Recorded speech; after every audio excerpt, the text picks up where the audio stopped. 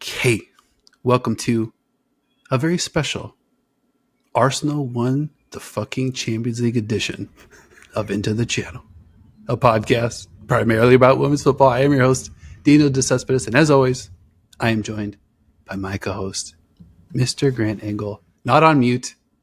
What is up, man? Ready to go. Ready for the final. Ready to cover the final. Usually I say I'm feeling fantastic, but something tells me it's still as happy as I am for you. There's no fantastic feeling that I could have that's even approaching how you must be feeling right now.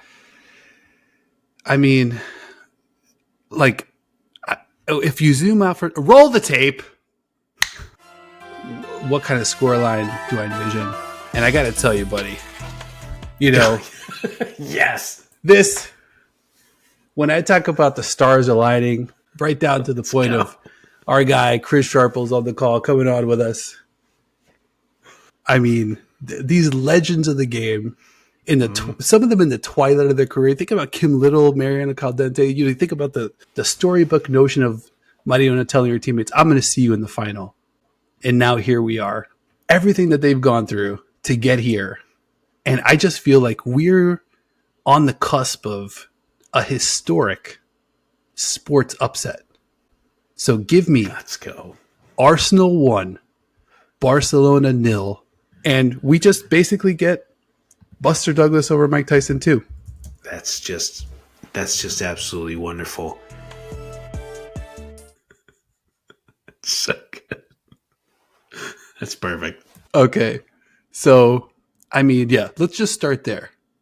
Not only did I get a historic, I mean, well, let me rewind back a bit. I think the biggest upset, for sure, the biggest upset for a championship that I've ever rooted for, and maybe the biggest upset that I've ever rooted for. I mean, just, I cannot believe when you think about the stakes, the odds, kind of like where, and then the prediction. The prediction just took it. Yeah, like right around the 20, 30 minute mark, I'm like, oh, this thing might be live. Mm-hmm. This 1-0 to the Arsenal might be live. But, you know, obviously my energy level, I mean, we're hours removed from the final, and I'm still absolutely buzzing. Adrenaline's still pumping. I want to kick it right back to you, Mariona style. What was your big zoom out on the final?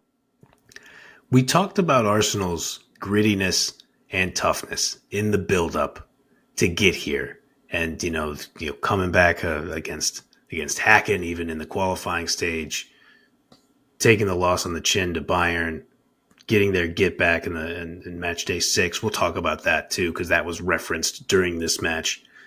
You know, coming back from against Real Madrid, against Lyon, no comeback necessary here. But the toughness was cranked up to 11, I felt, throughout the entire match. Absolutely. And let's cheers to that toughness. Damn right. I mean,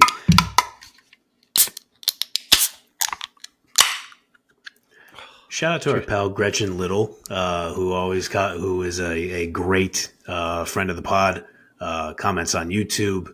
Mentioned that we should perhaps consider switching to tequila if your prediction came right. Gretchen, that's a little intense. I like your spirit. I like where your head's at. But I was concerned for my health and safety, especially if we'd be drinking tequila since the victory. So, but in spirit, we still got the beers. Absolutely. Cheers to you, Gretchen. Great comment. Great call. When I saw the comment, I was like, we're not going to have to worry about that. I'm not going to have to pick up some tequila or champagne or anything like that. But here we are, Arsenal, champions of Europe. Unbelievable. So much to talk about in this match. I mean, I think, like, all jokes aside, a perfect storm of, slightly off day for Barcelona, Arsenal, killer game plan, killer execution, and an upset for the ages. I mean, like I said, so many different places we can start. When we think about the game, Mr. Grand Angle, where do you want to get started? We got to do the final Champions League episode of the season. Well, I guess not really, because we will be joined by the voice of the final, who we'll talk about in this episode, because that was a championship level performance, not just on the pitch by your Arsenal, but also by Chris Sharples and Courtney Sweetman-Kirk. and Leanne. I mean, come on. We'll talk about that later. Sorry, I'm getting sidetracked already. Where where should we start? We should start from the beginning. Let's talk about this match in chronological order. I love it. And actually, before we get to the chronology, because it's funny, you mentioned Leanne. I texted Leanne, OMG, OMG, OMG, OMG, OMG, OMG, OMG, OMG. And then she hasn't written back because she's probably partying with the gang at Arsenal and probably just reeks of champagne. And, they're probably still going, even though it's well into to Sunday over there. I wouldn't blame them, but I think your message was appropriate. That largely sums it up, but we'll get into some of the finer points on this podcast. 100%. Yeah. And on that note, super, super glad we decided not to do a live show after the final because I was a blubbering mess from U2's Beautiful Day through North London Forever. I think that was like a 8 to 12 minutes. What is time really? Who knows? It could have been 45 seconds, but it felt like an 8 to 12-minute stretch of just emotional, total lack of emotional control. I was just a wreck. There were tears, there was adrenaline, there were nerves. I was doing jumping jacks here, flipping out. But let's put that off to the side. Back to the game. Sorry about that. No, good. I mean, that's how it should feel, man. Your team just won the goddamn Champions League. Let's go. I mean, this is what we're here for. So, I mean, when the match kicked off, Leanne, I'm guessing I didn't see it on WhatsApp. Obviously, she was very busy. She didn't let us know how the match was going to go 10 minutes in. It's all right, Leanne. You're still our pal. You're still a legend. But I felt in those first 10 minutes, and I think Courtney Sweetman-Kirk mentioned it too, it's just like, I know it's only 10 minutes of the match, but I think there is plenty of reason to be like, okay, Arsenal's going to play physical. They're not going to be afraid to try to push the ball downfield. They're going to try to maintain some sense of calm when Barcelona is pressing them. And I thought the opening was promising. I'm really curious where your head was at. Totally agree about the promising opening. And sometimes you see this when a team is overmatched where they're like, you know what? We're going to play our game. We're going to be out on the front foot and we don't care. And then it's 3-0, like within 18 minutes. And there goes that plan. But I think this one was a little bit of the opposite. Like there wasn't so much like overplaying, like we're going to make a point to show you that we're here to just play at every point. They just were there. They were smothering. They weren't giving Barcelona a ton of space on the ball. And they were just approaching duels like with full force, whether it was like McCabe versus CGH, Caitlin Ford versus Battier, Russo and Paredes were into it big time. Rolfo and Fox, they weren't really like heads up, but I think they kind of switched, going up the field, up the field, down the field, up the field, down the field. A great, just kind of battle, on that side of the pitch as well. But pretty early on, you start to see, okay, within these duels, Arsenal's winning some of them or most of them. And I think the one that really stuck out to me was Battier, because we talked about Battier in the preview and I'm like, this is a player that it can be a game wrecker. And you saw her like unleash a couple in the second half when they really needed it. Yeah. And she was really good. But to see Ford go at her, like just straight at her and have success. And I'm like, oh, wow, this is a real battle. I was really taken back by that. And I think that was the first little inkling that we might be onto something. Yeah, totally agree. They kept Battier busy. And yeah, she did unleash a couple. We can talk later about the strategy of how many 25 to 30 yard shots you need your right back taking. Like if like that might say something about the functionality of your attack at that point, but you're spot on. I thought another moment in the 8th minute where Chloe Kelly just decided to smash into Claudia Pina. Yeah. Kelly gets back on defense and was like, we're here. It's a final. And it's not like, it's not like Claudia Pina doesn't play tough as hell as an attacking player. I thought that felt like a message. Yeah, absolutely. And I think that's just kind of how they wanted to play. Kim Little also wanted to mix it up. We talked in the preview about just the midfields and that battle. And I think on the Arsenal side, Manam, Mariona, they were both really good.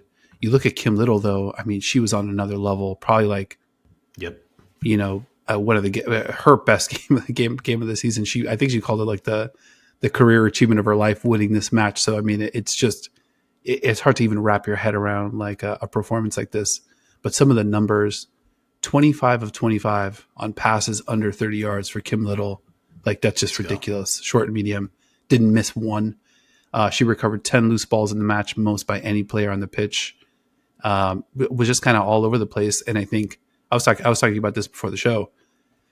Just the fact that Arsenal's midfield was able to be effective in the midfield, but also get forward, make their presence felt, kind of like mix up the attack, keep Barcelona, at least interested defensively, and challenge them. That was another thing Leanne said. Like, a lot of times offenses don't even get to that backline; they get tripped up in the midfield. So I thought Arsenal probably, definitely in that first half, probably edged out Barcelona's midfield, which is a huge shock. Your Howard Letterman scorecard in the first half, I thought that was a prescient. I thought it was accurate, and it ended up being prescient in terms of things to come later in the match. In terms of like some of the things Arsenal was doing now, obviously Barcelona kind of started to turn the screws, crank it up in the second half. But I thought your quick look on that, scoring at 2-1 Arsenal. For anybody who's just picking up the show, Dino is a experienced fight sports watcher and participant, I believe. I think there's some boxing in that background. Yeah, mix it up a little bit. And so so Dino will score by 15-minute increments, score them boxing style. And you had a 2-1 Arsenal, and I thought that was correct in the first half. Yeah, and I think it's funny, we were on a lot of stuff from that preview, but you had brought up Barcelona at the end of the first half. What would that look like? Now, they got going a little bit. They had a super sleepy first half an hour. I just couldn't believe how ineffective they were. Started to turn it up a little bit in that last 15 minutes of the first half, but there was one moment that just kind of stuck with me. I talked a little bit about like winning those opening duels early and that being, very encouraging from an Arsenal standpoint. The 37th minute, Caroline Graham-Hansen has the ball, where she likes it, up the pitch on the right-hand side. She's kind of cutting back in, and I'm like, okay, I'm at the edge of my seat. This is like, okay, this is CGH. She's going to let one rip here, or she's going to find somebody backdoor for a tap in. This is dangerous. And Graham-Hansen is at the edge of the box, just inside the box, kind of fishing for a foul, like dipping in, dip out, dipping in, dip out. And I'm like, 37 minutes, and this is where Barcelona's offense is at when you've got one of the best, most fearsome attacking players in the world trying to draw a cheapie like just inside the box. Like, this is what we're doing. And then Frida Maanum comes back less than a minute later the other way and just smashes one. Katagoy has to elevate, get a paw on it, and smack it over the bar. But that 37, 38 minute mark, those two sequences or those two events back to back, I was like, at that point, I'm like fully fucking locked in. I'm like, not only is the Champions League live, but your boy's prediction. I mean, come on, like we could have been trending in a better direction at that point. I mean, let's spend as much of this podcast as possible patting ourselves on the back, and I mean that seriously. And what was my final score prediction? That's not important. What I do remember me saying in the previous, you said episode, Arsenal would get one. Yeah, I did. I certainly did say that, and I also said that I thought that there was something to a team like Arsenal gaining belief, the snowball rolling downhill of them keeping it close. Did it feel like there was like an avalanche after the first half? No, because Barcelona came back, on a tear. But it was very obvious from Jump Street. But then I'm glad you point out that late exchange between Maanum and CGH, that Arsenal had full right to say, we can absolutely win this thing. Mm-hmm. Yeah, for sure. Yeah, I mean, I think they were in it. We didn't really even talk about the near own goal from Paredes right around the 21, 22 minute mark, because you sandwich that in there, and it's like now you've got the early duels that look good. Like Barcelona had a chance like right around the 10-minute mark, close call. Van Damselaar did an okay job kind of punching it out. And then what I loved about that sequence was the ball ends up at Williamson's feet in a highly, highly dangerous area with Barcelona attackers. And she just coolly was like, doop, step, step, step. And then, just get the ball out of there. And no sweat, no panic, no misstep, just super clean, super calm football in a very high pressure situation. So I thought And that was incredible. yeah, you're totally right. And that was the thing that we had talked about too, is Arsenal going to be able to sustain the press? And in that like nervy moment where I think, McCabe plays it back and Van Damselaar like has to play it out, and then it's ping ponging around, Yep. and it's just like they were able to one touch it to each other back and forth until they were able to get it out to Fox in space, who Yep. could then drive forward as the release valve. And like we have talked about so many times, teams a lot of times cannot do that against Barcelona because one of those passes gets picked off. One of the one touches is errant and it falls into the path of whatever spin the roulette wheel of whatever clinical finisher on Barcelona gets their foot to it. And Arsenal avoided that with calmness and skill, and having Williamson and Little and Fox out there is a big role in how they could do that. Yeah. Yeah. And I think just played really, really good, smart football. That was the other thing that we talked about. It was like, can this team play clean? Can they, I don't think they have to do anything spectacular. And that basically ended up being how they won, like very clinical defensively, closing down the space. One thing I noticed is Barcelona, and this was more prevalent in the second half, but Barcelona loves to kind of like get the ball in a dangerous area and do those quick 2-3 touches to like really disorient you. It's like, all right, is it here, here, here, here, and then back that way, And Arsenal was so close on them. Lori Lindsay was probably losing her shit because like touch tight was just the flavor of the hour. Yes. Everybody, couldn't get any touch tighter. So they were there, and when Barcelona tries these quick, kind of tap, like there was just too many cleats in the mix, and I like every time it happened, the ball is just squirting out the other way because Arsenal was able to get a toe on it. And that was just enough to disrupt the machine. And I think as the game progresses, Barcelona just never really got into rhythm.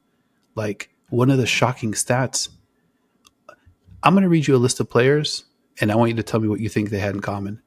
Alexia Putellas, Salma Pariuelo, Fridolina Rolfo, Esme Brooks, and Patri. If I tell you that all of those players had one thing in common, I think I know, and I think it's why for them it's a disaster. Did any of them have a shot on goal? None of them had a shot. Good Lord. Okay. 0 shots attempted. That's fucking tough. That is tough. And then you look at who got the shots. And it's weird. You just wonder what went wrong for Barcelona, because it's like Aitana leads the team with 6 shots in the match. And it's like, was she trying to like recreate the playbook from like Lyon last year or the Chelsea second leg, where it's like, all right, let Aitana get us on the board in the 50th, 60th minute, and then let's slam the door late in the match, like the way Alexia did last year in the final. That didn't come to pass, even though she did test Van Damselaar. CGH and Pina, 4 shots each. And then it's Batier with 3, Eva Pyor with 2, and Irene Paredes with 1. That's the whole. So it's like you look for at first glance 20 shots. You're like, all right, Barcelona got busy, but then when you look at that distribution, very weird. Like Padiuelo played almost 30 plus minutes, and no shots. Alexia, no shots. Like that couldn't have been what they were coming into the match looking for. I think it speaks to what you were talking about with Little, Caldente, and Monum. They were playing physical out there. They were. It felt like all 3 of them were box to box midfielders. They were ready. They were just going to leave it all out there. Even in the heat, like that the announcers were describing, the conditions were tough out there. And Emily Fox, just on that end, Pina wasn't a giant factor. I'm so glad you brought up that there was a lot of Rolfo versus Fox, like as they were going back and forth. It felt like Fox was winning the majority of those matchups too. It felt like there was a lot of trying to run the offense through Rolfo, and it was just kind of careening out onto the fringes of the real danger area. It just Right. wasn't working out for Barcelona. How do you describe what a massive defensive performance this was by your Gunners? It's for the history books. Yeah. I mean, it was no way to. I mean, just confident, crisp defending, good team defending. Like I think there was never really a spot where there was a lot of like ball chasing. Yeah, a couple spots. A couple times Barcelona, you see everybody kind of going the wrong way. I mean, on the goal. Let's talk about the goal, the Stina Black City's goal. This is something that didn't happen to Arsenal at all today. But and we're kind of jumping around a little bit, but Slagers makes some big time subs to get both Beth Mead and Stina Blackstenius into the match. And like the chess on this is wild because you could even think about like there was that period where it was like, okay, Alessia Russo at the 10, can that be a thing for Arsenal so that Blackstenius could have more minutes? Turns out it couldn't, right? But it was something that they went to today in the Champions League final. Like let's do it today. We logged enough minutes doing it. We kind of like, we have a sort of an approach, so it's not completely cold and it's not completely overcooked where they know what to do, and on the goal, Mariona, it starts with a Mariona corner. Ball knocks around, finds its way back to Mariona. She gets it to Beth Mead. And then the Barcelona defense is reacting to Russo and Ford, who they've been chasing all day. And, the flow of the offense is going left. Beth Mead, taps it left, drawing Pariuelo closer to her away from, Blackstenius. So that's who was marking Blackstenius was Pariuelo. Yep. And then Paredes, takes a step to get in the way of the Mead strike, away from Blackstenius. It's like everybody's going left and Stina just pirouettes right. It's just a beautiful, beautiful, simple move. The finish, just kind of what you would expect. And I mentioned in my notes that Blackstenius she's been offside all season and just the perfect timing at the perfect moment. Unbelievable finish from a player that, to be honest, really needed this moment in this jersey. That's totally understandable. I'm so glad you mentioned like that last sequence. So it comes off of a corner. It ends up then being a recycle when Mariona's out on the wing and then she plays the ball into Mead. And that exact moment you're talking about where Mead's on it, the defense starts to shade and Blackstenius turns and you could like when her shoulders get square, like to almost like to the sideline, to the far sideline, Mead's like, okay, you're available for the pass and plays her right in. It was just the timing, Awesome. the patience, the execution, 10 out of 10 on all three. Yeah, it was so cool to see. And I think that actually leads me to a fun segment that I like to call Card Corner. Let's go. Real quick. So this is one of my faves, and I'll tell you why it's one of my faves. This is a Stina Blackstenius rookie card from Top Scrum, and it's the lime green edition, numbered to 99. There's only 99 of these in this variety, and obviously I had a rough, it's been an up and down season, between Stina and I, but now this is now one of my favorite cards of all time. There we go, just that quickly. Yeah, as it should be. Funny how things change, and I mean, we gotta say. Well, we'll wait for the thank you card in the mail. It's got to be on its way to San Francisco here pretty soon. But, I mean, pretty sure Renee Slagers watches the show, and you suggest putting Blackstenius in the match later in the match in our preview episode. I mean, don't think that didn't cross my mind as everything was happening. I was like, holy shit, Dino is right about a lot of things right now. Yeah, I mean, and I was a little bummed when I'm just going to be honest. I'll pull the curtain back. I think when it went into halftime 0-0, I'm like, Arsenal's winning this one, and it's going to be 1-0. I started cutting the clip. I took the clip of my prediction. I started cutting that clip right around the 80-minute mark. I'm like, this thing's a wrap. And I'll tell you why, from a football standpoint. At halftime, I think I might have posted this on Blue Sky. I either put it on Blue Sky or in my notes. I mentioned when these matches usually happen for a Barcelona and the second half rolls around, look out, because you usually get a really angry, a really pissed off Barcelona, and they're going to come at you as hard as they can, and they're just going to basically make up for whatever they missed out on from the first half. And to start the second half, I just very shorthand, Pina strike, the Pina looper that hits the crossbar that Van Domsar just stares at, dead to rights, with just watches it. No shot. The Aitana back heel from like the 6-yard box, which is usually a goal. Battier screamer, Bonmati low strike at 60. Battier from distance, Rolfo to Payor, who skies it, and she was kind of right in front of the goal. And then Alexia to Payor again, she has a header like in the 70s.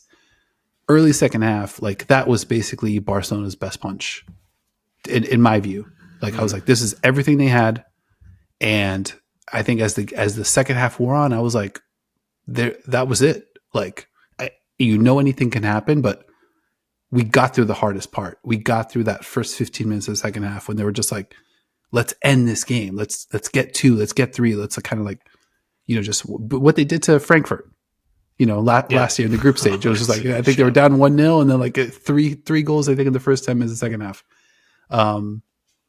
That was definitely live, but credit to Arsenal. Like they just were exactly where they needed to be.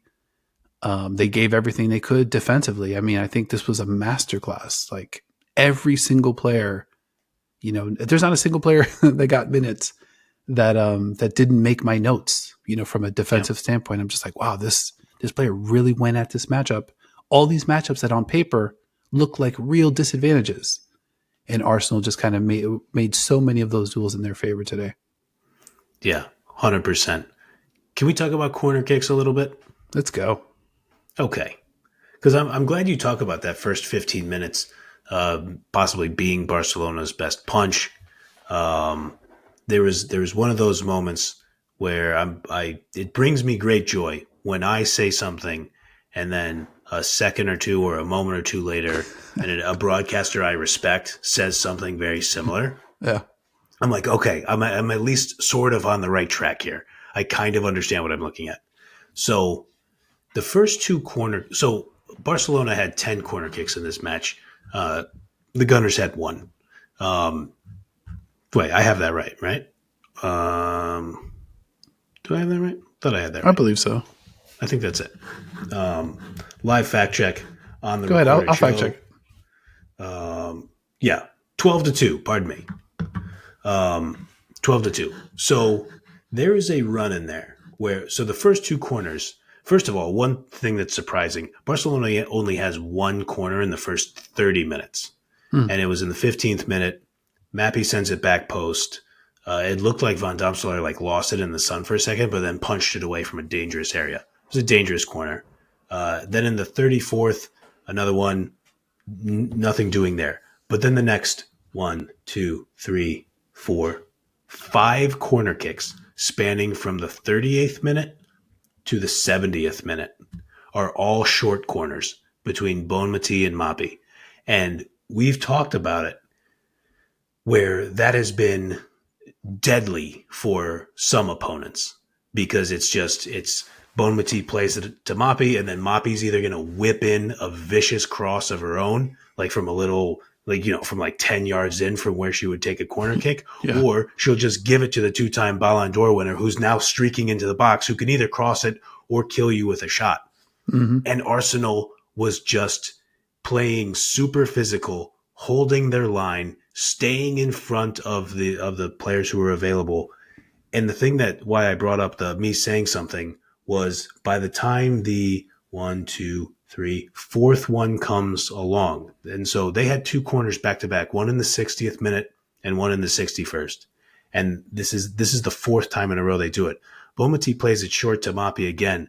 And I say, but geez, we're doing them all short now. Chris Sharples points out, short again from Barcelona, short corner again from Barcelona. And I was like, okay, at least I'm not crazy here. And that was the one that ended up with a Battier 30-yard shot attempt that goes over the crossbar. And I just think Arsenal's physicality and the numbers they were able to keep in the box, like we were talking about, while still being able to get forward and play the ball Hmm. up to the midfield or play it out to an outlet, that started to push the range where Barcelona was shooting from further and further away from the net. And you're giving Van Domselaar like some easier shots to stop. Even with some of the superlative talent taking those long shots. Yeah, no, that's totally on the money. I think, Van Dom's are 5 saves on the day. And how I was thinking about the defense, usually when you see Barcelona in the final third, every pass that they connect on makes them more dangerous. Like kind of like increases the XG because like it's almost like in basketball, like you're rotating, and it's Yep. like every pass you just fall further and further behind because you just keep rotating, and they just keep connecting, and now you're just chasing and chasing, and the gap is widening. In this match, the longer that Barcelona held it, the shorter the smaller the window got because Arsenal was so tenacious defensively. And it was like, okay, well, you're not going to take that chance. Chance is over.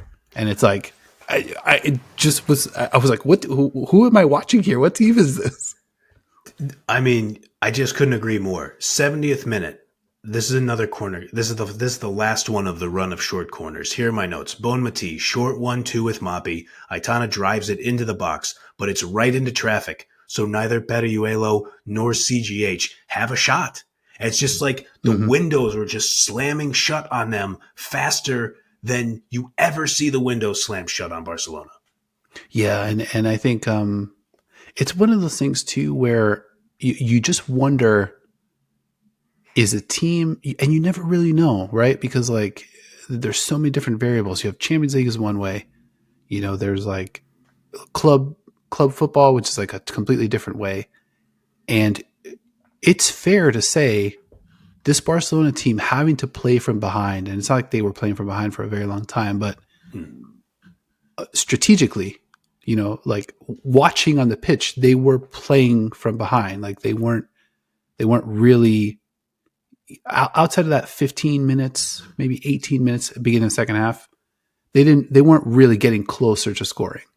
That Yep. was that one window where it's like, okay, now and it wasn't really anything tactical. It was like, all right, everybody, lock in and try really hard. And if you have a look, kick it really hard. Like there wasn't anything that was like, okay, well, let's go at Catley or let's go at McCabe or let's like overload, Fox's, or like there just wasn't anything that really changed from Barcelona's standpoint. So it was so surreal feeling more and more confident as the match went on because that was just not what I would have expected. When from a talent standpoint, you would imagine that Arsenal was probably overmatched against this Barcelona side, but just not the way it played out. The longer it went, like the further the game slipped away from the champs. I think it's fair to say, and Leanne had pointed out, like you have to have sort of a bad game from Barcelona to increase your chances. I think but that's all I think it was in this case. I think it was sort of a bad game by Barcelona. Now, Yep. I think some of our Barca supporting pals on the internet are likely going to tell us like that was an awful performance by Barcelona. I wouldn't, well, I don't know. I'm not going to put words in your guys' mouth. I mean, please let me know what you think. I don't think it was awful. It wasn't anywhere near their best. I think that's totally accurate. But I don't think it was an outright bad game. I think they lost a close game to an opponent who was up for it, who also nobody has the talent as Barcelona. But when I started to really think about it as we were getting deeper and deeper, I was like, well, shit. I mean, Caitlin Ford is awesome. Right. Like Kim Little's very good. Mariona, you already know what time it is. She's built for this match. Like Yeah. Frida Monum, Alessia Russo was out there causing problems. Like they have big game players too, and they're not to the level of Barcelona, but the gap wasn't big enough to where Barcelona could have even an average performance and still beat them. Yeah, no. They Barcelona needed to actually show up today and play, Yeah. and that didn't totally work out. I was kind of chuckling when you were talking about our Barcelona supporters because this never happens to us, thankfully, because people are nice to us, I guess, on the internet. Sure. But for I think the first time in the history of the show, we lost 4 subscribers today without posting anything. Guys, I have to imagine those are some of those Barcelona friends. Come back. I'm not going to be a jerk about it. No. We're the best team in Europe. We're the Arsenal. We're the defending champs. You'll get another shot next year. Let's put that off to the side. We want you to come back. I mean, resubscribe. We won't rub it in, I promise. All right, back to the analysis. Back to the very serious, hardcore analysis. That's funny. Yeah, I mean, no. You guys are always, like we always say, we've carved out a corner of smart, kind people on the internet. We're not going to come out. Yeah, like I didn't think Dino was going to come out here and trash Barcelona. So yeah, come on back. It's a safe space. We can all kick it and enjoy the sport together. No matter the results. I mean, look what happened to my team. Although I will say, I mean, my team capable of beating Barcelona 2-0 and not just 1-0. The topic for another show. Oh, here we go. You know what I was thinking about? ITC on quite the championship tear here. We got Arsenal, champions of Europe, Orlando Pride, our Orlando Pride, double holders, The Ohio State University. My Philadelphia Eagles. I mean, this is going on. We got some teams on the mountaintop here. Oh, that's exciting. Yeah, almost had the Cavs could have made it interesting, but talk about that one later. I hope we don't. All right, I hope we won't. See you next year. See you in October, Cleveland. It's always next year. Oh, it was next year. Tremendous result. Anything else? I know. Well, let me see. I had one last thing here. Yeah, I guess the one thing I wanted to hit before we get out of here, Renee Slagers, those subs. I kind of got into it a little bit earlier with Russo moving down to the 10, and Arsenal having had a little bit of experience with that this season, so it wasn't completely cold, but real kind of like courage there from Slagers too to keep Russo on. Yep. And have Blackstenius alongside her. And I think we kind of cracked that case a little bit mid-season where it's like, I think maybe the best bet is that they play together. And then when you think about the flip side, where, okay, and one last note on Slagers, Leanne also talked about Beth Mead and was like, and it was so great to see Beth Mead involved in that final goal. Cause you could tell like in Leanne's voice, she was like, it sucks for Beth. She was like, all right, kind of lost her spot. Now it's Champions League and it's the final. So cool to kind of like have that loop closed. But on the other side, Barcelona, we all were on the Pina train. Pina needs to start. She was on an absolute tear. But I will say, not having Pariuelo in that spot, having Pina instead, and I think she got 4 shots off in the match, looked dangerous, obviously hit the crossbar in the second half. But they did look a little bit out of sorts, not having Pariuelo in that normal spot, not having Esme Brooks in that normal left back spot. I thought Rolfo was pretty effective. One of their most effective offensive players, probably outside of Aitana early for sure. But I thought those 2 changes were enough to kind of throw a little bit of a monkey wrench into it, especially considering the fact that both of them were on the left-hand side. So now you're trying to, mesh Pina and Rolfo, and I'm not sure how many minutes those 2 have logged together. And I think there was some real after effects as a result of those 2 changes. Yeah, no, very clearly. I mean, they were able to.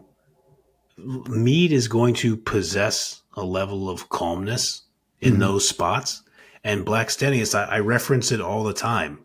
She cost City the title last season because she scored 2 at the death to bury Manchester City and have Chelsea kind of walk to it in the end.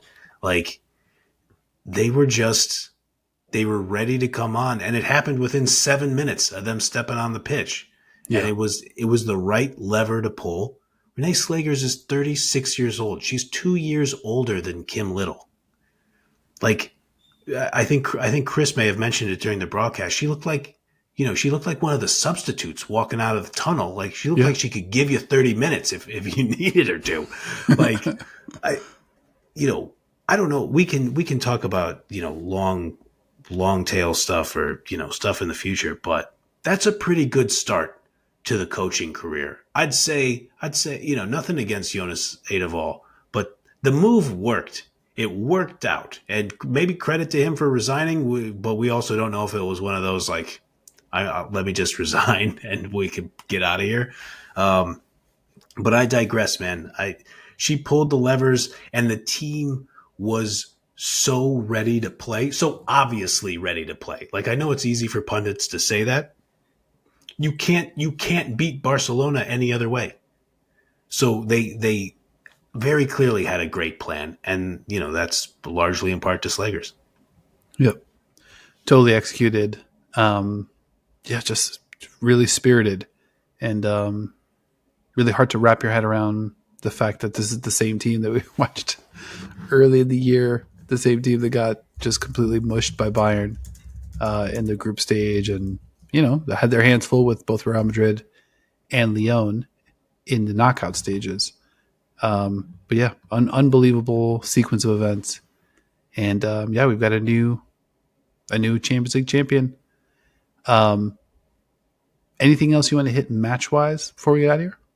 I want to give you a list of every English footballer who's won the European Championship and the Champions League.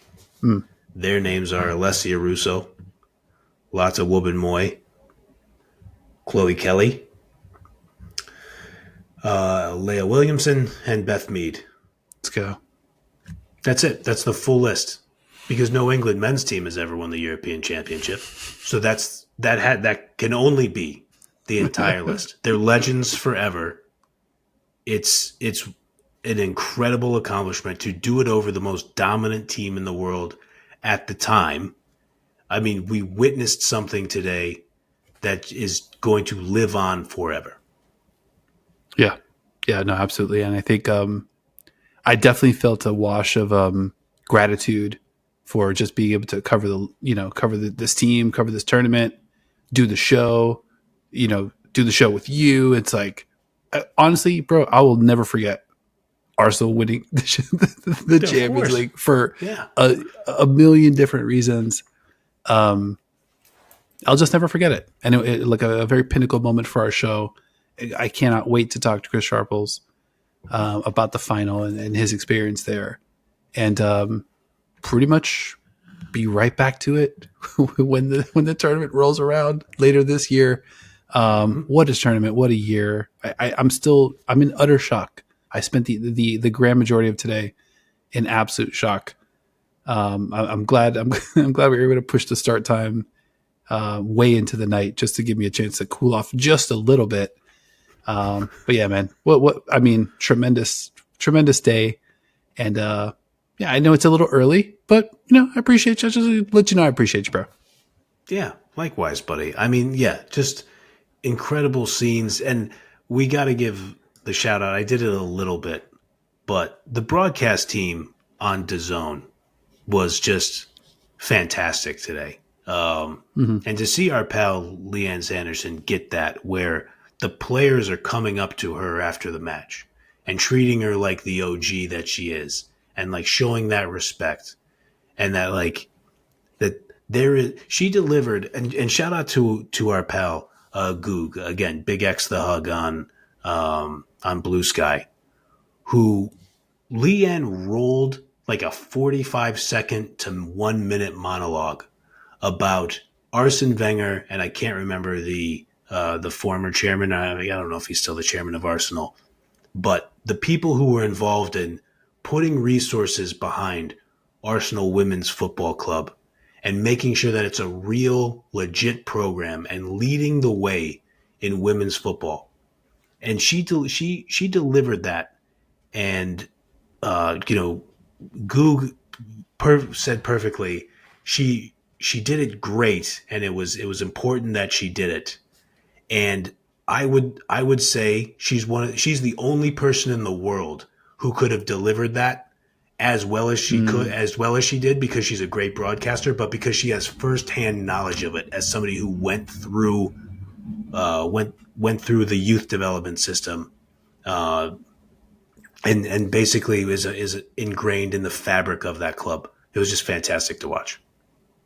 yeah, no, she's the absolute best, and I think obviously somebody who takes a lot of pride at being the last English team, to win the Champions League. But you could see that like that was dwarfed by the elation behind Yep. this club kind of reaching the mountaintop again, and I'm sure she took a lot of pride in that, as did a lot of the supporters. Pretty much every sport today was a great day for the club for sure. Um, but yeah, I don't know, man. But like, I'm at a loss for words. It's weird because I have a show where I have to use words, but I feel like at this point I've kind of run out of them. But let me just drop a last couple nuggets. Mm-hmm. New segment called Stuff to Buy. We've got our Linktree shop. I created a quick Arsenal collection with a bunch of very cool Arsenal goodies. If you see anything in there that you like and you purchase it via our Linktree, you boys earn a small commission, which definitely helps keep the show kind of moving, keeps the beer flowing. So we always appreciate that. And we also launch memberships, which include fun custom digital goodies, shout outs on the show, priority replies from your boys, both in the comments and on the show. And coming soon, our first ever members only pregame show. Maybe we could do that versus Canada, July 2nd, maybe U.S. Women's National Team. Apologies on 2 straight weeks or maybe 3 straight weeks live producing while we're recording. So forgive me, but Yeah, sure. just No, some all ideas. good. Dude, your team won the Champions League. You just keep throwing out ideas, man. What am I gonna say? I'm not gonna rain on your parade. I appreciate that. That leads us right into episode calendar. As mentioned a few times already, later this week, 2025 UEFA Women's Champions League play-by-play announcer for the Zone, Chris Sharples, joining us for the second straight year. Cannot wait to welcome Chris Sharples back to the show. And then next weekend, U.S. Women's National Team in action versus the People's Republic of China. We will have some coverage around that as well. All right, my good man. Another Champions League season. Almost done. We've got one more Champions League episode in the chamber. But anything else you want to hit before we get out of here? I think we did it, man. I mean, I think there's some stuff we left on the table, but we got to talk to Chris about a lot of things. And, who better to ask than the guy who was calling the action there himself, the voice of the UEFA Women's Champions League, I would venture to say. So yeah, I think we did it today. I'm happy for you, buddy. I'm glad it went this way. I mean, it's an unbelievable result. Like I felt like I came into the show telling myself I can't use the word unbelievable 70 times. So I think I was able to contain myself for the first part of the show. But in these last 2 minutes, I'm just going to say it again. That was fucking unbelievable. Yeah, unreal. I honestly, I will never forget it. For as long as I live, I will not forget this day and kind of what that was like watching that transpire. And with that said, it's been another episode of Into the Channel. Thank you for hanging out. If you enjoyed the show or loving football as much as your boys do, make sure you're kicking it with us each and every single week. Like if you liked, subscribe, follow YouTube, Spotify, Apple Podcasts, wherever you like to watch or listen. Leave us a review over your favorite podcast app. We want to hear from you. We love hearing from you. Links to all of our socials, except one, in the show notes of this episode. And a big thank you to my co-host as well, Mr. Grand Eagle, for riding along this Champions League season. We saw the great Kim Little and Leah Williamson lift the trophy at the same time. I'm not sure who's who in this scenario, but I know you're one of them and I'm the other one. My running mate in this. And what can we say? Our second year raising the trophy, another successful Champions League in the books. Couldn't do it without you, bro. I appreciate you. Likewise, buddy. Again, so happy for you. Happy for our other pals who are Arsenal supporters. And you know what? For all our pals who are Chelsea supporters who had a lot of hate going on, well, I don't think Dino's going to be very forgiving. I think Dino will take it easy on the Barcelona supporters. I think the Chelsea supporters might be in trouble for the next few weeks, at least. I mean, they're a small, plucky club. You know, I'm not gonna I'm Yeah, not let's gonna go. pick on them. You know, they're doing their best. Sure. Just out here trying to make it, same as we are, and we couldn't do it without you guys. Thank you all for rocking with us, and we will see you all next time.